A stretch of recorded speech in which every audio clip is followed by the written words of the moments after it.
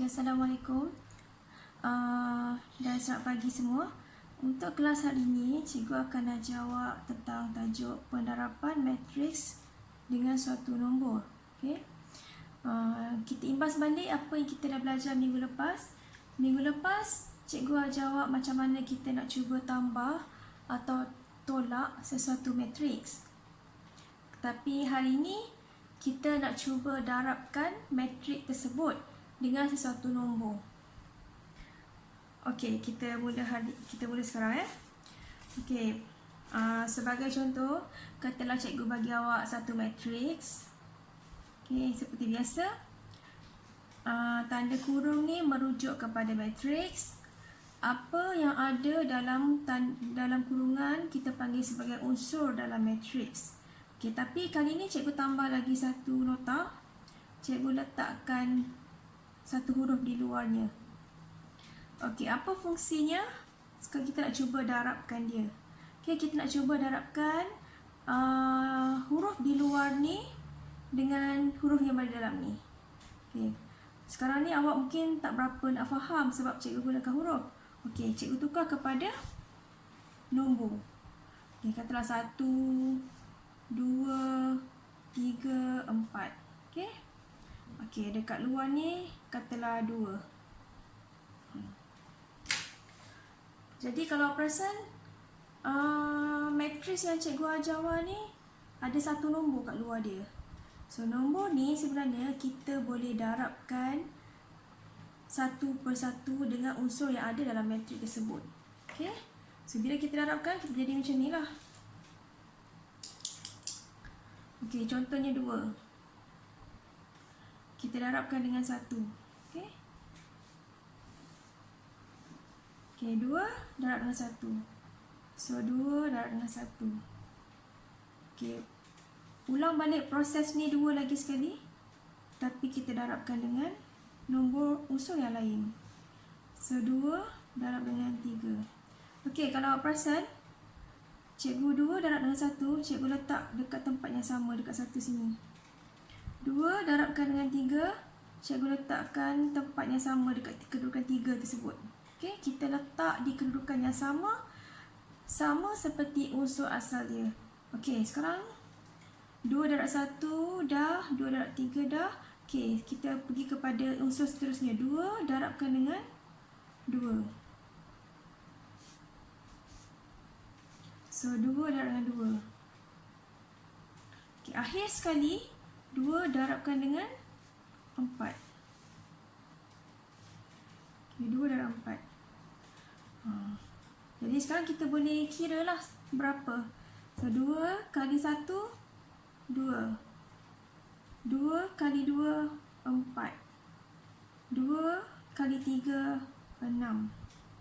2 kali 4, 8. So ini jawapan dia. Okey, ini dari segi jalan kerjanya.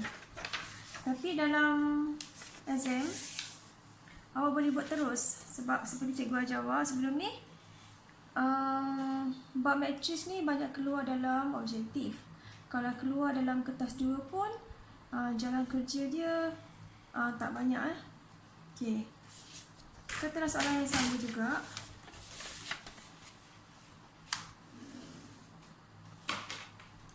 Okey, 2, 1, 2, 3, 4. Okey, cikgu salin soalan yang sama. Tapi kali ni cikgu nak tunjukkan awak, kita terus guna kalkulator. Tak perlu buat jalan kerja. Okey, macam cikgu ajar awak sebelum tu. Okey, 2 dulu darabkan dengan 1. Okey, jadi kita akan dapat jawapan terus lah, tak perlu buat jalan kerja. So 2 kali dengan 1. Okey, kalau awak dah tahu jawapan ni, tak perlulah guna kalkulator. Tapi katalah awak masih terkial-kial, masih tak faham lagi, boleh guna kalkulator. So 2 darab dengan 1. Okey. 2 darab dengan 1. Dapat 2. Okey, ulang balik semula. 2 darabkan dengan 3. Okey. So tekan 2 darab dengan 3. 2 darab dengan 3, kita buat kurungan. Okey, dapat 6. Okey, ulang balik semula. 2 darabkan dengan 2. So, 2 darabkan dengan 2. Dapat 4. Okey, yang terakhir sekali, 2 ni darabkan dengan 4. Okey. So, 2 darab dengan 4. Terlebih sikit, maaf. 2 darabkan dengan 4. Okey, 8. Okey, cuba bayangkan tadi. Jawapan tadi. Jawapan dia sama. Apa bezanya? Yang ini kita tunjukkan jalan kerja satu persatu. Yang ini kita terus gunakan kalkulator. Jadi dalam SPM mana satu yang perlu kita buat? Ikut jalan kerja panjang ni ke atau terus guna kalkulator? Okey, cikgu nasihatkan awak guna kalkulator teruslah. Sebab untuk soalan ni biasanya keluar dalam kertas satu. Jadi awak perlu mahir mengira dengan pantas. Okey pelajar, untuk tajuk hari ni dia sangat senang. Kita cuma darab saja. Okey, kita teruskan dengan contoh. Sekarang cikgu mulakan dengan contoh yang pertama. Okey, contoh yang pertama ni kita nak contoh yang pertama ni kita ada satu matriks, iaitu dalam matriks tu ada unsur 3 dengan negatif 4, dan di luar matriks tu ada suatu nombor iaitu 2. Jadi seperti biasa, kalau nampak ada matriks dekat luar tu ada nombor, kita kena darabkan. Nak darabkan macam mana? Darabkan satu per satu. Okey, kita mula dari sekarang 2. Okey, 2 ni. Okey, darabkan dengan 3.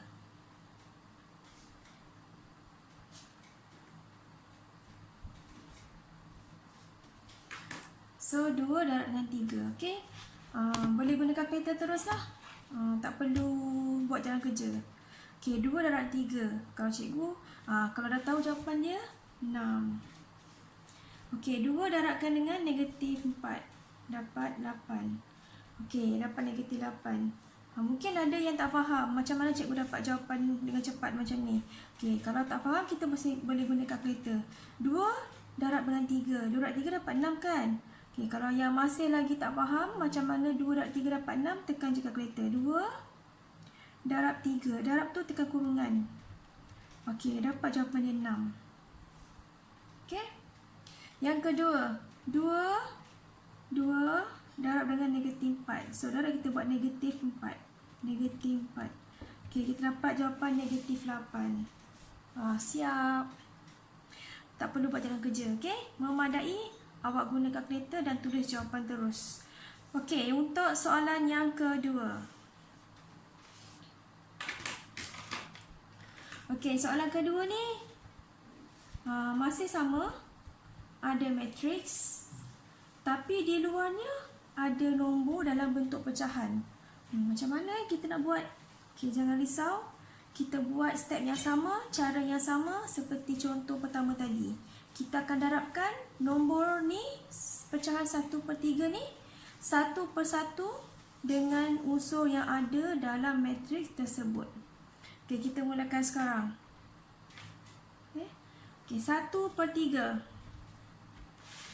1/3 ni, okey, kita darabkan dengan 3 dulu. Okey, awak pun boleh tekan kalkulator. 1/3. Kita tekan 1/3 darab dengan 3. Darab tu tekan kurungan lah. 3. Okey, awak dapat jawapan dia 1. Itu jawapan dia 1 sini. Okey, yang kedua. Masih lagi ulang benda yang sama, 1/3. Tapi kali ni awak darabkan dengan nombor unsur seterusnya. Jadi tekan kalkulator. 1/3. Okey, darab dengan negatif 12. Okey, sama seperti cikgu cakap tadi, kalau darab kita gunakan kurungan. Okey, negatif 12. Okey, kita dapatlah jawapan dia negatif 4. Kalau sesiapa yang dah mahir mengira, tak perlulah guna kalkulator. Sebenarnya awak boleh terus dapat jawapan. Okey. Okey, yang kedua, yang ketiga, ulang balik proses yang sama. 1/3, tapi kali ini darabkan dengan unsur yang lain. Okey, 1/3 darabkan dengan negatif 6. Okey, dapat negatif 2. Okey, yang terakhir 1/3. Okey, 1/3 darab 3, kita dapat 1. 1/3 darab negatif 12, dapat jawapan negatif 4. 1/3 darab negatif 6, dapat jawapan negatif 2. Okey, yang terakhir 1/3 tapi darabkan dengan 21. Jadi tekan je 1/3 darab tekan kurungan 21. Okey, dapat jawapan dia 7. Dah siap. Okey. Senang sangat. Awak cuma darabkan 1/1, tekan kalkulator untuk dapatkan jawapan dia. Tapi kalau awak boleh kira terus, tak perlulah guna kalkulator. Okey. Sekarang contoh pertama dah, kedua dah. Sekarang kita teruskan dengan contoh ketiga.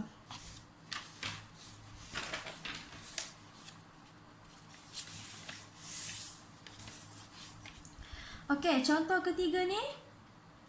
Dalam matriks ni ada 1, 2, 3, 4, 5, 6. Ada 6 unsur. Dan di luar matriks ada nombor 4.